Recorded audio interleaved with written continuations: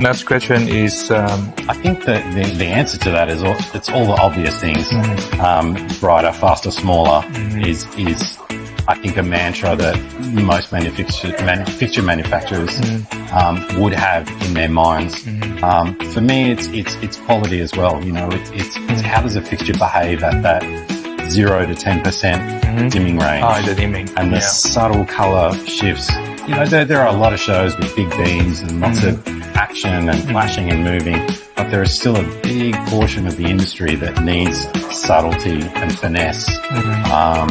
And I guess I'd urge any manufacturer to not forget that subtlety and the careful art that we try and achieve is still prevalent in the world. Yeah, correct. Because it's easy to get carried away with big shows with 5,000 fixtures, but it's those shows with 30 or 40 fixtures where you need to be very careful of fixture placement and how you use them. But those shows exist more than the big shows. Yeah.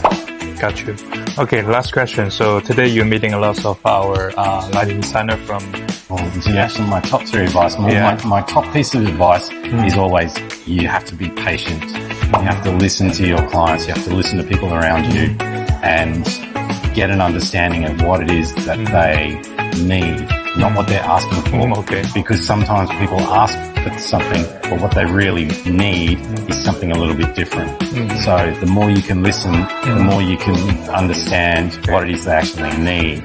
I think just as importantly, it's picking your battles. It's knowing when to put your foot down and say, I must have this fixture, or I must have this console, or I must have something, and knowing the difference between when to do that and when to just let things slide and say, well, it's okay, I can use this other fixture. It might not be my favorite, but I'll use it. Because if you are always on the front foot saying, I must, people stop listening to you. So if you are generally accepting, and then when you do say, I really need this thing, people listen and they'll respond.